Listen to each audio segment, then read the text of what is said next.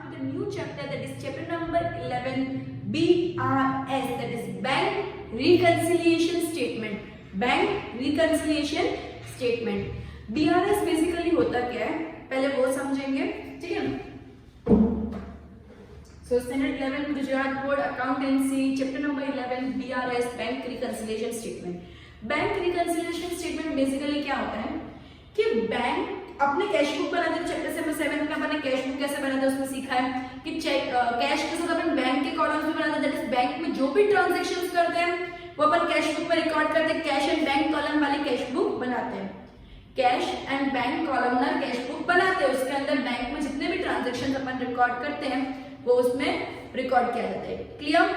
तो for trader, trader मतलब businessman, जो भी बिजनेसमैन बिजनेस कर रहा है उसकी खुद की पर्सनल बुक के अंदर वो क्या बनाएगा, कैश बुक के अंदर बैंक वाली कॉलमनर कैश बुक बनाएगा बैंक ट्रांजैक्शंस रिकॉर्ड करने के लिए।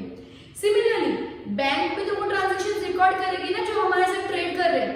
मैं एक बिजनेसमैन हूँ, मैं बैंक में पैसा डिपॉजिट कर रही हूँ, तो बैंक पे तो वो चीज रिकॉर्ड करेगी कि इन लोगों ने पैसा इतना डिपॉजिट किया है। तो बैंक क्या करती है, सेम वही ट्रांजैक्शन, जो मैं बिजनेसमैन हूँ, बैंक है, तो मैंने जितने भी ट्रांजैक्शंस बैंक के साथ किए, आजकल बैंकिंग बहुत इंपॉर्टेंट सोर्स हो गया है। आजकल हर चीज का पेमेंट आइदर गूगल पे, अमेजन पे, पेटीएम या फिर डेबिट कार्ड, क्रेडिट कार्ड, तो हर मोस्ट चेक्स, ये सब मोड ऑफ पेमेंट है। ये सब क्या है, मोड ऑफ पेमेंट, मतलब इन सब के वाया अपन किसी को भी पैसे दे सकते हैं। तो ये जो मोड ऑफ पेमेंट है, मतलब बैंक से पैसा कट रहा है, मतलब बैंक से पैसा कट रहा है तो बैंक के ट्रांजैक्शंस बढ़ जाते हैं, बैंक की एंट्रीज बढ़ जाती है, तो बैंक में तो ये सब चीजें रिकॉर्ड करेगा। एंड अपन भी साइमल्टेनियसली, अगर समझो मैंने बैंक से 50 रुपए निकाले तो मैं अपने बुक में लिख दूंगी मैंने 50 रुपए ये पर्पस के लिए निकाले, ट्रैवलिंग एक्सपेंस इतना, ये एक्सपेंस इतना, चेक पे किया पार्टी को इतना, क्रेडिटर्स को चेक पे किया इतना है, चेक मिला मुझे क्रेडिटर्स से वो इतना। तो ये सब क्या हुआ, ये सब जो भी ट्रांजैक्शन बैंक से रिलेटेड हो मैं रिकॉर्ड कर रही हूँ एंड बैंक साइमल्टेनियसली वो सेम ट्रांजैक्शन रिकॉर्ड कर रही है। बैंक जिधर रिकॉर्ड करती है वो बुक को बोलते हैं पासबुक, मैं जिधर रिकॉर्ड करूंगी as a trader, as a businessman, जो इंसान जिधर रिकॉर्ड करेगा उसको बोलते हैं कैश बुक। तो ट्रेडर, बिजनेसमैन ये लोग जिधर रिकॉर्ड करते हैं उसको बोलते हैं कैश बुक, बैंक जिसमें रिकॉर्ड करती है उसको बोलते हैं पासबुक। अब ऑब्वियसली अगर मैं कोई चीज, मुझे पैसा मिल रहा है तो मेरा बैंक अकाउंट डेबिट होगा, debit what comes in, credit what goes out, तो मेरा बैंक अकाउंट क्या होगा, डेबिट। एंड अगर मेरा पैसा जा रहा है कोई भी रीजन से तो मेरा बैंक अकाउंट क्या हो जाएगा, क्रेडिट। अगर मेरा पैसा जा रहा है, अगर मेरा पैसा जा रहा है मतलब बैंक में से पैसा निकलेगा।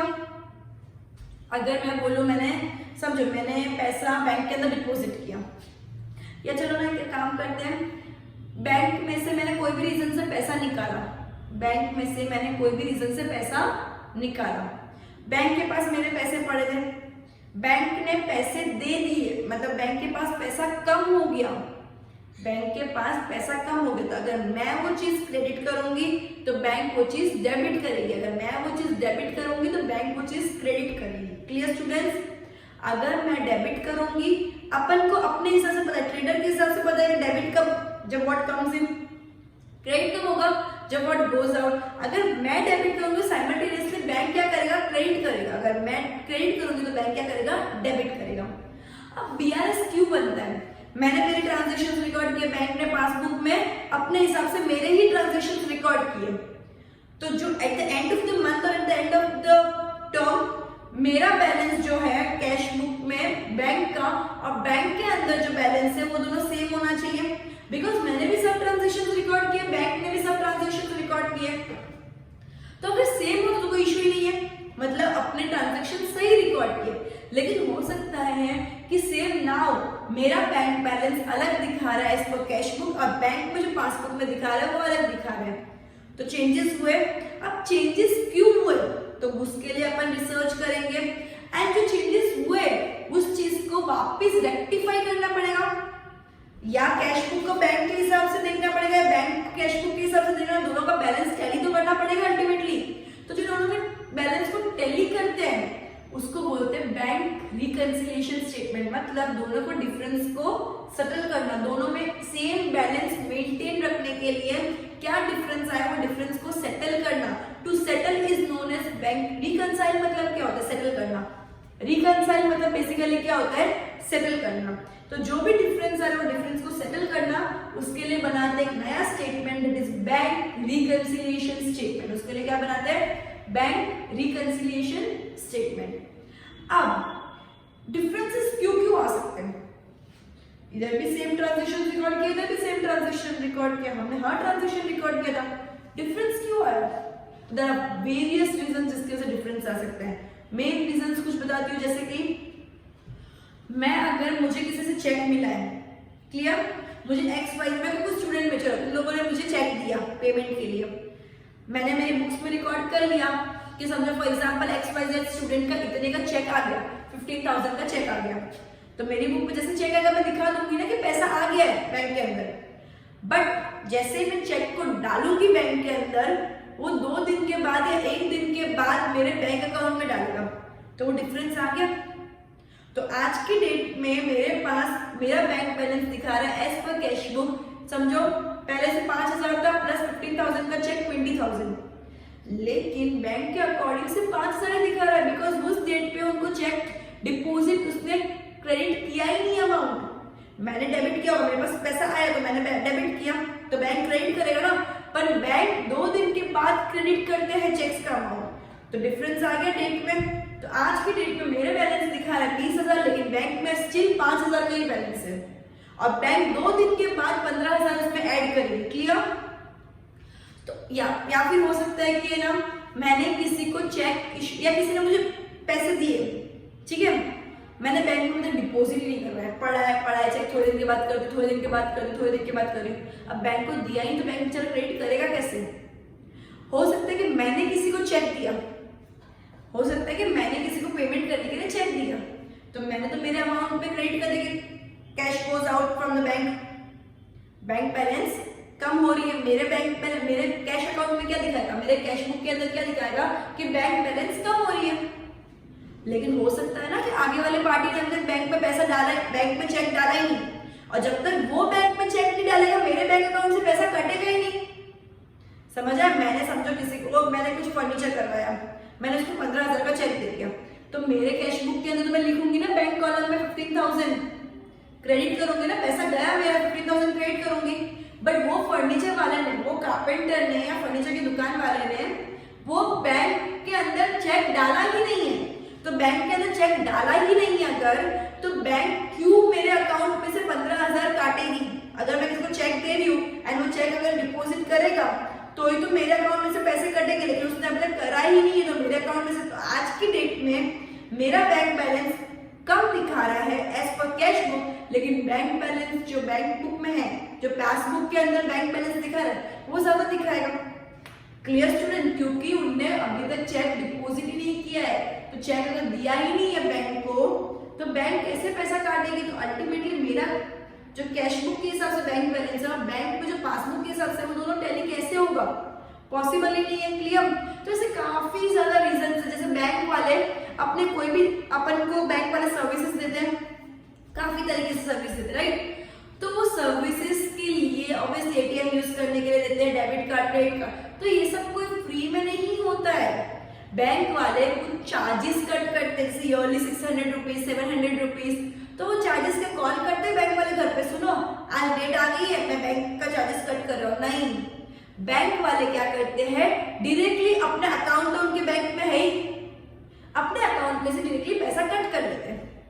अपन को वो कब पता चलता है? अपन पासबुक लेने जाते हैं, आजकल मैसेज का सिस्टम आ गया, तो मैसेज में तुरंत पता चल जाता है कि पैसे कट गए, पहले तो ऐसा कोई सिस्टम था नहीं, तो अपन को कैसे पता चलता है कि बैंक में पासबुक लेते हैं eight the end of the month, और जब भी अपन चाहे तब पासबुक अपडेट करवा के आ सकते हैं, तो पासबुक अपडेट करता पता चलता है कि इतना पैसा एज अ चार्जेस कट गया है, इतना पैसा बैंक चार्जेस करके कट गया है। तो वो सब जो है वो अपन को पासबुक के बारे में पता चलता है, तो तब तक तो अपने अकाउंट में अपन बैलेंस दिखा रहे हैं, लेकिन पासबुक के हिसाब से अपना बैलेंस कम हो गया।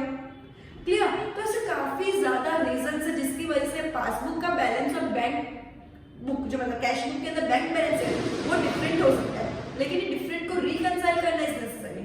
अब कैसे करेंगे वो अपन इलस्ट्रेशन करेंगे तो ज्यादा क्लैरिटी आएगी। मैं कितना भी थ्योरी कर लो तुम पूरा कंफ्यूज हो जाओगे एंड अल्टीमेटली एंड रिजल्ट कुछ नहीं निकला। इतना इतना जो बेसिक थियोरी मैंने इंपॉर्टेंट थियोरी तुमको बताई ताकि तुमको बेसिक आइडिया लग जाए कि ये है क्या चीज। Clear students? Okay, let's start with illustration number first. इसका फॉर्मेट क्या होता है? कुछ नहीं होता, मतलब इसके अंदर सिर्फ ऐसा नंबर पर्टिकुलर्स अमाउंट, ऐसा नंबर पर्टिकुलर्स अमाउंट। एक मेन चीज बोलना भूल गई थी, अगर तुम अपनी अकाउंट के हिसाब से बैलेंस देख रहे हो, इसके अंदर दो मेन मेथड होते हैं, एक तो मैथमेटिकल मेथड, एक अकाउंटिंग मेथड। एक होती है मैथमेटिकल, एक अकाउंटिंग।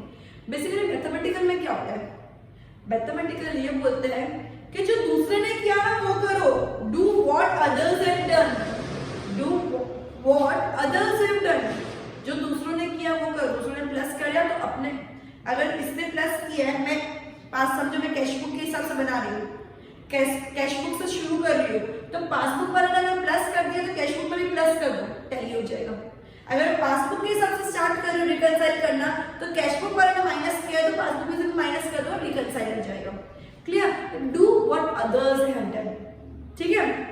अब ये चीज मेरे को रिकंसाइल करने के लिए मैं आइदर क्या कर सकती हूँ, मैं कैश बुक का बैलेंस लेके शुरू करूंगी एंड एडलेस करूंगी, या पासबुक का बैलेंस से शुरू करूंगी एंड एडलेस करूंगी। Bank balance and bank overdraft दो चीजें होती है। बैंक बैलेंस मतलब क्या होता है? बैंक में पैसा पड़ा है। बैंक ओवरड्राफ्ट मतलब बैंक में अपना पैसा नहीं पड़ा, इनफैक्ट बैंक से उधार लेके अपन बैठे हुए हैं। समझ आया? बैंक बैलेंस मतलब अपना बैंक का। Let's start with illustration first.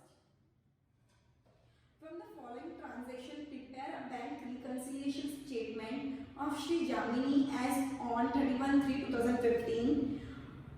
On 31/3/2015, as per cash book bank column, debit balance was 12,000, whereas as per passbook, credit balance of bank was rupees 8,300. Debit balance as per cash book tally होना चाहिए credit balance as per passbook के साथ। अगर cash book का debit balance passbook के credit balance के साथ tally होना चाहिए। Clear students? सो इन लोगों में टैली नहीं हो रहा है। बैंक बैलेंस दिखा रहा है कैश बुक के हिसाब से 12,000, लेकिन बैंक बुक के हिसाब से पासबुक के हिसाब से 8,300। तो डिफरेंस को अपन को रिजॉल्व करना है एंड उसमें क्या क्या डिफरेंस किस किस वजह से आ रहा है वो स्टेटमेंट दे दिए। तो उस स्टेटमेंट को देख के ही अपन को कैसे लिखना है, क्या लिखना है वो बताते हैं। ठीक है? तो सबसे पहले BRS तुमको पूरा लिखना है, bank reconciliation statement of Shri Jamini as on 31/3/15। Clear? ऐसा नंबर पर्टिकुलर्स अमाउंट में रुपीज लिखना compulsory, right students?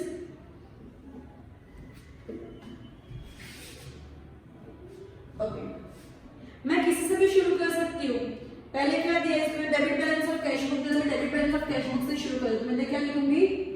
Debit balance as per cash book. Debit balance as per cash book. अगर मैं कैश बुक से शुरू कर रही हूँ तो पासबुक पे एंड करूंगी। मैं कैश बुक पे शुरू कर रही हूँ, पासबुक पे एंड करूंगी। कितना अमाउंट है मेरा? 12,000। कितना अमाउंट है?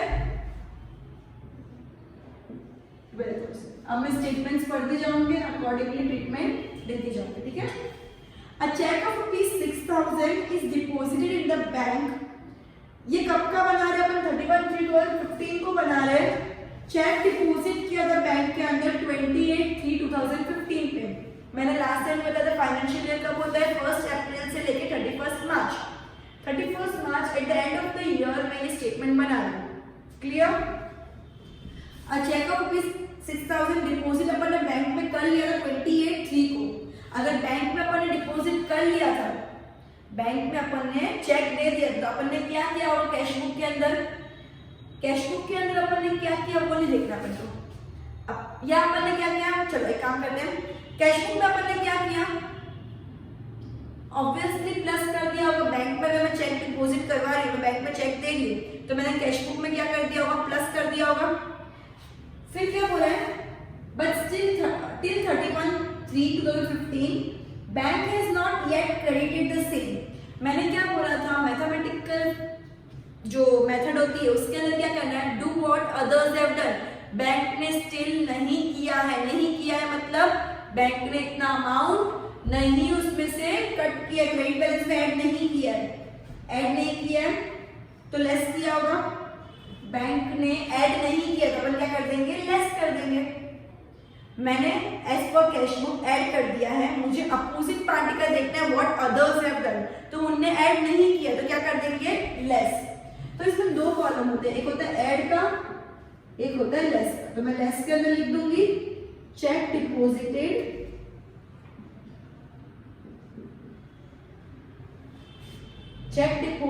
But not credited by bank, मतलब बैंक ने क्रेडिट नहीं किया है।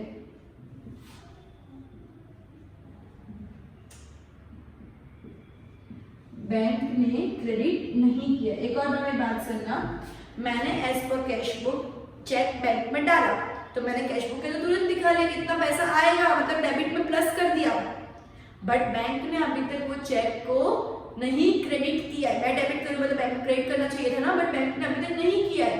तो बैंक ने नहीं किया, what others have done, others have not add the amount, तो अपन क्या कर देंगे, लेस कर देंगे। उन्होंने ऐड नहीं किया है तो उन्होंने ऐड नहीं किया तो अपन क्या कर देंगे, लेस कर देंगे। उन्होंने क्या किया अपन को उसको कंसीडर करना है। Interest of ₹400 is credited by bank which is not recorded in the cash book. अपन ने रिकॉर्ड नहीं किया है लेकिन बैंक ने क्रेडिट कर दिया है। अपन ने रिकॉर्ड नहीं किया लेकिन बैंक ने क्रेडिट कर दिया इंटरेस्ट। तो what others have done, others ने क्या कर दिया, ऐड कर दिया। बैंक ने क्रेडिट कर दिया मतलब बैंक ने ऐड कर दिया। मेरी बात सुनो, क्रेडिट बैलेंस में बैंक ने ऐड कर दिया, अपन ने अभी तक नहीं किया तो अपन क्या कर देंगे, व्हाट अदर्स हैव डन, तो अपन भी ऐड कर देंगे। तो क्या है, बैंक इंटरेस्ट क्या कितना अमाउंट था, 400 का अमाउंट था। तो bank interest credited by bank but not recorded in cash book.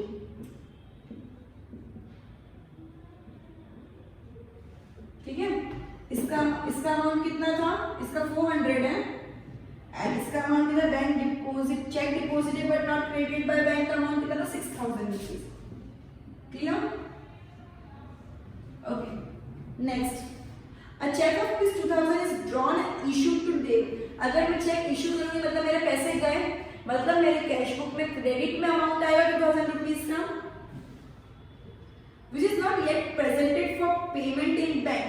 मतलब मैंने क्या किया होगा, मैंने चेक इशू किया, मैंने किसको चेक दिया तो मैंने मेरी कैश बुक के अंदर दिखा दिया होगा ना क्रेडिट साइड में कि पैसा गया, बट बैंक को उसने अभी तक चेक दिया ही नहीं है तो मेरे बैंक अकाउंट में से पैसा लेस नहीं हुआ है, मेरे बैंक अकाउंट में से पैसा लेस नहीं हुआ है तो उनने डेबिट नहीं किया, लेस नहीं किया है, उनने लेस नहीं किया। What others have done, bank ने लेस नहीं किया तो हम भी लेस नहीं करेंगे। लेस नहीं करेंगे मतलब ऐड कर देंगे, लेस नहीं करेंगे मतलब क्या हो जाएगा, ऐड कर देंगे। तो check issued but not presented for payment, same line लिखनी है अपन को। ठीक है, कितना अमाउंट है, 2000 रुपीज। अब क्या बोला है, बैंक ने डेबिट कर दिए bank charges ₹100 in account of Shri Jamini which remains unrecorded. मतलब बैंक ने डेबिट कर दिया लेकिन अपन ने कुछ नहीं किया। बैंक ने डेबिट किया मतलब पैसे कम कर दिए बैंक ने अपने अकाउंट से। बैंक क्रेडिट कर रहा है मतलब अपने अकाउंट में पैसे आ गए, बैंक डेबिट कर रहा है मतलब पैसे कम हो गए। तो बैंक ने अमाउंट क्रेडिट कर दिया, सॉरी डेबिट कर दिया मतलब लेस कर दिया, अपन ने नहीं किया। Do what others have done, तो बैंक ने लेस कर दिया तो अपन क्या कर देंगे, लेस कर देंगे। तो लेस में क्या आएगा, bank charges, right, bank charges debited by bank but not recorded in cash book।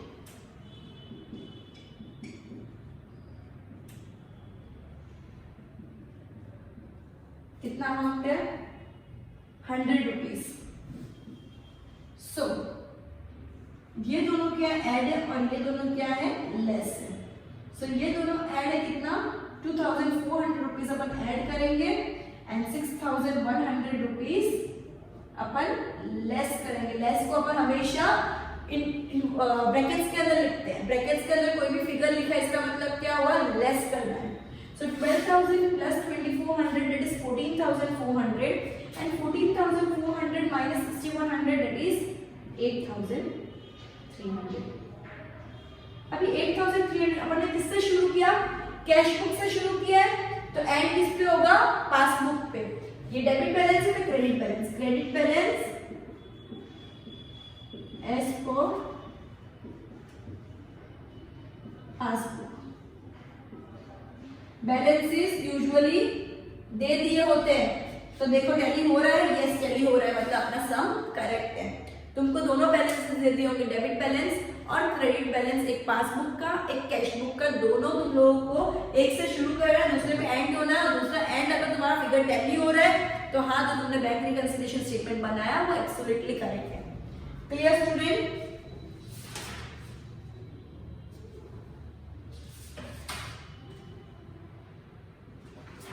Illustration 2 में और ज्यादा एंट्रीज है। आज इंट्रोडक्शन पार्ट पढ़ा, इलस्ट्रेशन फर्स्ट पढ़ा, चैप्टर टफ है, कंसेप्चुअल है, अंडरस्टैंडिंग बेस्ड है। सो मैं धीरे धीरे चैप्टर को आगे लेके जाऊंगी, बहुत स्पीड में नहीं लेके जाऊंगी। सो ये आज का लेक्चर इधर ही एंड करेंगे। अपन नेक्स्ट एक सम करके ही करेंगे, एक या मैक्सिमम 2, ताकि ये जो चीज है उसका एकदम क्लियर अंडरस्टैंडिंग तुम्हारे दिमाग में आए because bank has become the crucial part nowadays. Clear. So goodbye everyone, we'll end this lecture here and we'll continue with the next lecture, next topic or next illustration in the next lecture. Till then, goodbye.